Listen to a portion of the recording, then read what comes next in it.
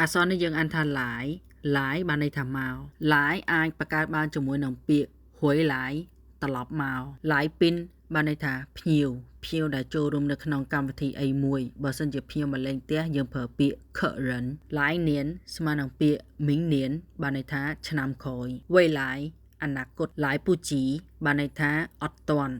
កន្លែងនេះចង់សំដៅទៅលើពេលវេលាមិនគ្រប់គ្រាន់ក្នុងការធ្វើអ្វីមួយឧទាហរណ៍会议马上要开始了我来不及准备ចាំន័យថាអង្គប្រជុំចាប់ផ្ដើមហើយខ្ញុំធៀមអត់តាន់ក្រោយពីរៀនពាក្យហើយយើងយកពាក្យហ្នឹងមករៀនបង្កើតប្រយោគហើយប្រយោគទាំងពីរហ្នឹងលក្ខណៈជាសន្ទនា A សួរទៅកាន់ B ថាហើយតឹងថាមកចាំន័យថានៅបន្តចាំគាត់ទៀតអត់ B តបវិញថាពូតឹងលឡាយពូជីលចាំន័យថាមិនចាំទៀតទេលេងតាន់ហើយការឆ្លើយតបរបស់ B ចង់បានន័យថាគាត់មិនអាចចំណាយពេលរងចាំទៀតទេបើសិនជានៅបន្តការរងចាំទៀត B នឹងខកខានទៅលើអ្វីមួយអរគុណជួបគ្នាវីដេអូក្រោយទៀត